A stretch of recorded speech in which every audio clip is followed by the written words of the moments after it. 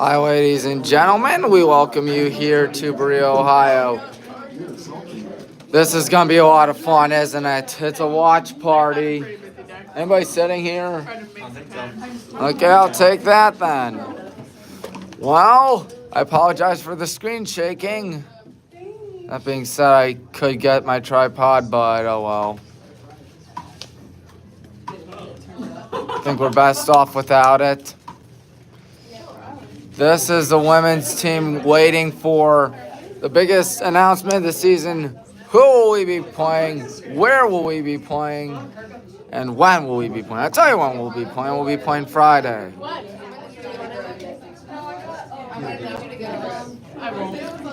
Lots of noise being made here in the Higgins Center. Lots of excitement, to say the least. We're glad to bring you this. So the first in 4 years at least. We got the whole gang over here. Okay, you can sit here. All right. Good afternoon, everyone. I'm Tommy Maroon. I'm hoping you are ready for this because I'm ready. The tournament's about to begin in about maybe 1 minute from now, so we'll watch and see. We'll interview players. It's going to be a lot of fun today. As the oldest and greatest university in America is awaiting patiently to see who will come out on top, not who we will beat, hopefully, in the NCAA tournament. Now, it's no secret that the Jackets are on fire, winners of our last 26 consecutive games. But we'll see what happens tonight. The road to Salem, Virginia begins today. That's where the Final Four is, folks. There's one pitcher and 2 people on the field. It's so small. It should be entertaining, to say the least, as we are waiting for the selection show to begin. I assume we'll be hosting. If we're not hosting, that would make me rather sad. In fact, there's a fat chance that we don't host, in my opinion. I'm passing out food, Maddie and Kayla passing out food. I'm good, thank you. Hopefully everyone can see. Kevin, can you see? Okay, good. I want to make sure I'm not blocking anybody. Watch the selection show live, and hey, I think it's on, folks. Let's listen. Let's watch. It is on. 2025 selection show. Lots of excitement going on over here for good reason. I think we're all looking forward to this one. Here we go. It's time. Here we go.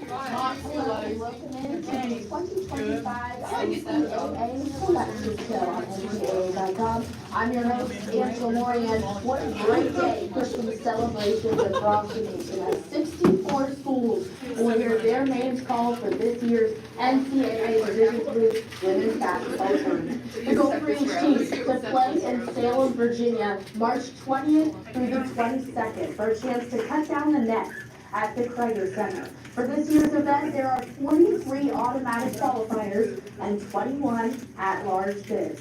Those teams that didn't win their conference tournaments eagerly awaiting those at-large bid announcements. We'll begin playing this coming weekend with games on March 7th and 8th, with 16 schools hosting pods of 4 teams. Division III basketball fans are so appreciative of the coverage all season long provided by D3Hoops.com. This day I know circled big on all of their calendars. So joining us in the fun this afternoon is the executive editor of D3Hoops.com, Pat Coleman. You've been with D3 Hoops since 1997, so Pat, I'm sure you know what you're talking about. What is your first thoughts looking at the field this year?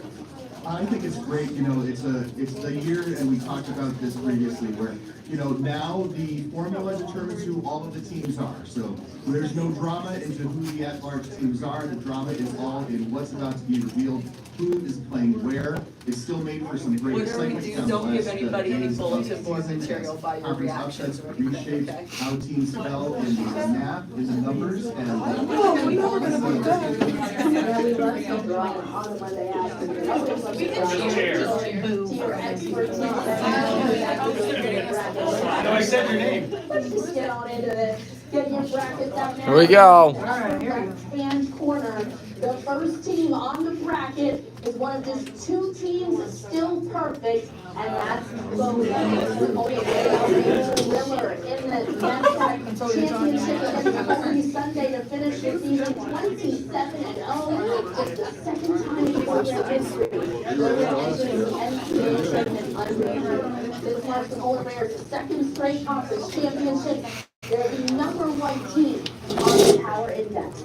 The Polar Bears will play Brooklyn, who won its first straight Puniac championship. The Bulldogs have overcome multiple injuries this year. Junior guard Dior Dorsey says this team has been the definition of perseverance. Next team up, Portland. The Red Dragons completed their fourth 20-win season in the last 5 years and won their second conference championship in 3 years. This will be Portland's 14th NCAA tournament appearance.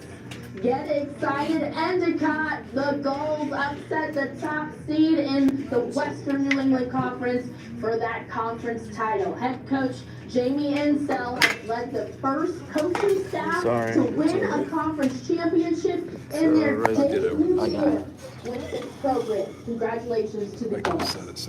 Our first at-large bid of the day goes to Amherst. The Mammoths couldn't get past Bowdoin in the conference championship, but it doesn't matter. Amherst, you are going dancing.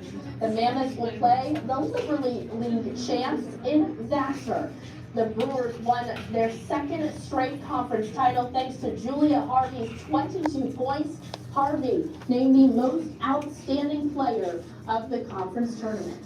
The winner of the New MAC has also won the right to host.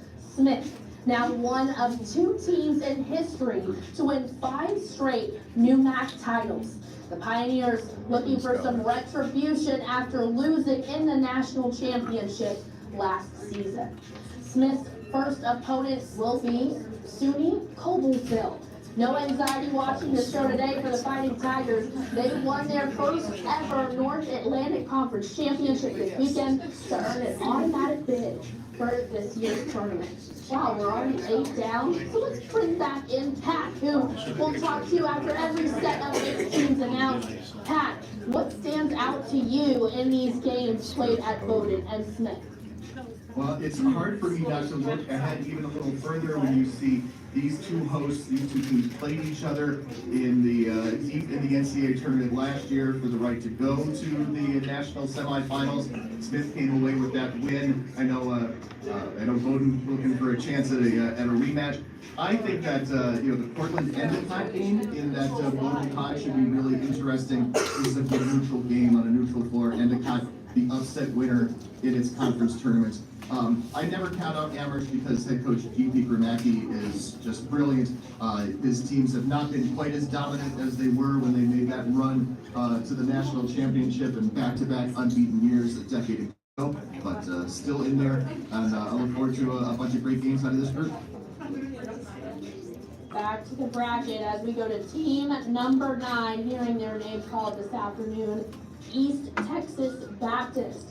The Tigers will play host for the first and second round games. It's the first American Southwest Conference Championship under head coach Blake Arbogast, an undefeated home record held for the Tigers yet. Texas Lutheran will try to break that streak in the first round. The Bulldogs won the FPAC for the 3rd straight time, the longest conference title streak since joining the NCAA. This is the Bulldogs' first time dancing since 2019. The other half of the bracket playing in Marshall, Texas, McMurray. Go ahead and celebrate, Warhawks. You earned an at-large bid for this year's tournament. 4 different players averaged double figures for the Warhawks, led by Emily Hollins. Close score for 20 points a game. McMurray will play Southern California Intercollegiate Athletic Conference champ, Cal Lutheran. This is the Regals' first conference title in 12 years. Cal Lutheran hoping the royal treatment will be on their side in their 9th NCAA tournament. Next up, Wartburg, the back-to-back American Rivers Conference champs. The Knights have owned the ARC lately, making the second straight year they've taken the regular season and conference tournament titles. Wartburg will play Wisconsin-Stevens Point. The Pointers are two-time national champions, earning their spot with an at-large selection this season. Stevens Point got their hit last in 2002, the national title that is. They're going to rely on their defense in the tournament, Pointers allowing only 56 points a game to opponents. Gustavus Adolphos will host all of the fun on this bottom part of the bracket. The Gusties only lost one game this season before winning their fourth straight MEAC title. Rachel Gillespie recorded her first double-double of the season in that championship game against Bethel. The last team in this region is Wisconsin Lutheran. The Warriors head into the NCAA tournament for the 13th time after going a perfect 6 for 6 from the free throw line in the final 26 seconds of the conference championship game. That's 16 teams down. So let's bring in Pat. Pat, how impressive were those Gusties last season? Yeah, the Gusties pretty fantastic. Gustavus Adolphus, you mentioned 26-1. They haven't been challenged all that often. They went out and scheduled 4 WIAC teams, 4 teams from the Wisconsin Conference early in the season to kind of toughen themselves up and really good over the course of the season. So, Wartburg, those 2 losses. She cracking her knuckles? We're in Texas. Is she cracking her knuckles? Back-to-back nights. Back in December. One of those was a loss to East Texas Baptist. Makes for an interesting. Does Helger need a stress ball too? Further down the field. Cracking her knuckles? And No. there were a Wartburg Gustavus Almost cracks her knuckles right That's a there. fantastic game to look at. McMurray, great year in their first year in the SCAC. There are 3 SCAC teams in this field. We know this because of NPI.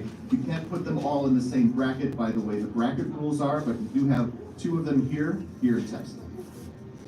All right, we're 1/4 of the way through, Pat. The next team to start celebrating, Illinois Wesleyan. Titans also lost only 1 game this season en route to the Illinois and Wisconsin Tournament Championship. Lauren Huber and Mallory Powers combined for 50 points against Carroll in that title game. It's the Titans' second straight NCAA tournament. They'll try to win their first national championship since 2012. The Titans will host the Southern Athletic Association's champ in Center. The Comeback Colonels, as they're affectionately called, won their first ever SAA title after rallying to beat Millisaps by 4 in that title game. Celebration time for Shrine. The Thunder lost to Calvin in the conference championship, but that hasn't stopped this special season. Shrine has only 3 losses to its name and makes its 8th straight tournament appearance. Transylvania is back again for another national championship run. The Pioneers won the whole thing 2 years ago. Head coach Hannah Burrell said this team has overcome adversity in an amazing way. She said she's very lucky to be a part of it. Bethel might have lost their conference championship, but that's not stopping the Royals from dancing. Bethel receives an at-large selection after an impressive season. The Royals are a deep threat, making 50% past the arc against Gustavus Adolphus in the MEAC title game. They battled DePaul. The Tigers topped Wittenberg by 2 in the North Coast Athletic Conference Tournament title game. This is the 24th time DePaul's gone dancing. Playing hosts will be Wisconsin Oshkosh. The Warhawks won the MEAC championship to punch their ticket to the tournament. Highlights. Sophomore Sammy Byers scored a career-high 27 in that title game to keep the Warhawks flying. Wisconsin Oshkosh won the Natty back in 1996. The first team standing in their way for a second national championship, Michigan Intercollegiate Athletic Association winners, Calvin. It's the Knights' first tournament berth since 2017. All that success led by a Calvin grad himself and head coach Mark Christner. If you're counting with me, that's 24 teams down. You know what that means. Pat, what stands out about these 8 on your screen? Well, Illinois Wesleyan has had a fantastic season, obviously. We mentioned this on the men's selection show a little while ago, but they are hosting this weekend. That's why their men are not. The women have priority when both teams of the school have the opportunity to host. And this year, the women have the first weekend priority. I know the D3 fans out there know what that means. On the opposite side, you've got UW Oshkosh. Oshkosh is the Titans. Oshkosh, which survived that conference championship game, lost in the WIAC. There are 5 WIAC teams in this field, so just keep an eye out for where all of those WIAC teams fall out. It's really hard to bracket all of those teams in different places, and do not overlook Bethel. Bethel, obviously, they're the second best team in this pod. Pretty good. Lost to Gustavus Adolphus in the MIAC title game, but they're a formidable squad. And you mentioned Transylvania. They're not all that far removed from that championship run, and Trine made a run to the national semifinals a couple years ago as well. That's a really interesting pod up top. Apologies to the Titans for my misrepresentation there on Wisconsin Oshkosh. Thanks, Pat, for that correction. All right, we got the final 8 teams on the left side of your bracket, starting with Ohio Wesleyan.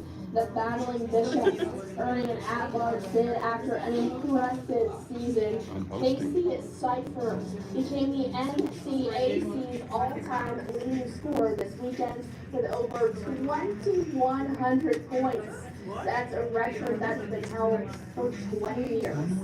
They'll host Immaculata, who's on a 15-game streak. The Mighty Macs lived up to their name, beating Newman in the Atlantic East Conference Championship. This is just their second time in the NCAA tournament. Messiah's up next. The 2-loss Falcons finished the season undefeated in the MAC Commonwealth action. They've been runners-up for the national title game twice in program history. The president's senior class already holds the most wins of any group in program history at 92. They'll try to tack on even more this March. Washington and Jefferson will face the Falcons first. The top-seeded presidents downed third-seeded Chatham University in the conference championship game Saturday.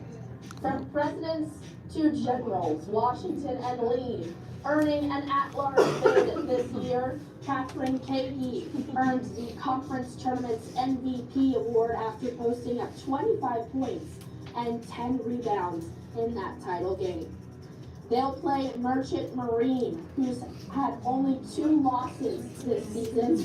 One of those, the heartbreaker to Mount St. Mary's in the conference title game. Congratulations to Merchant Marine for making the bracket. The last host on this side of the bracket, 1 loss, Baldwin Wallace.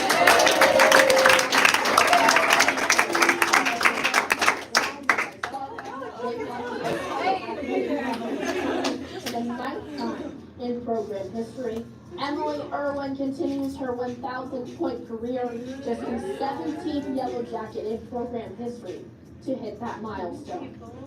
Team number 32 is La Roche. This is their 4th title in 5 years.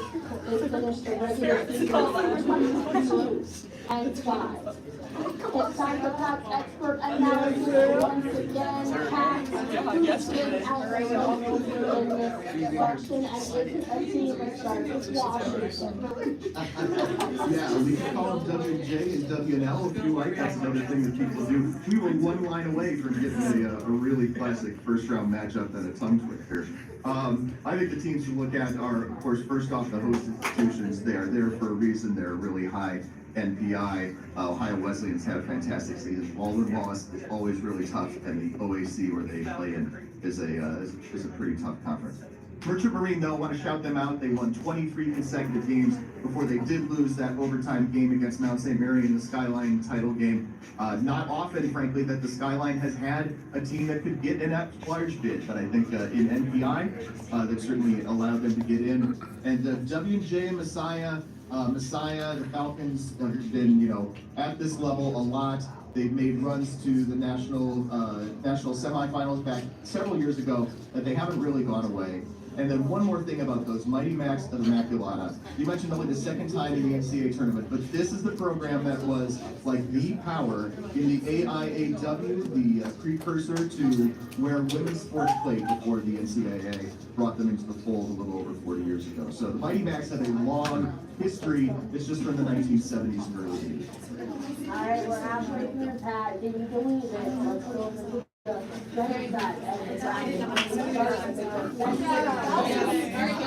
Everyone's a little more relaxed now. No denying that.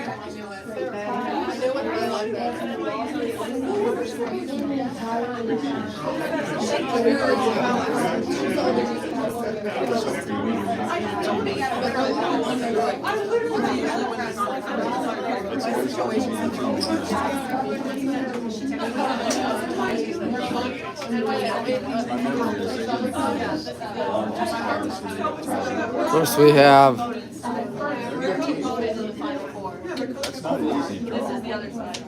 yeah, this is indeed the other side.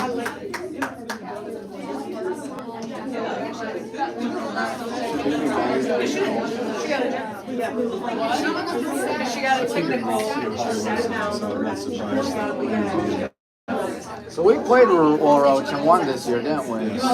Let's do it again.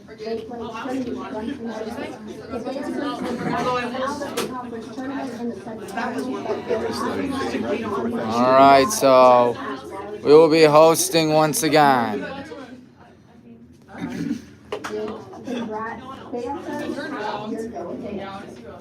Another one-loss team coming up next. They boast a top 5 offense and rating. And we'll be back. Thank you for watching. Goodbye.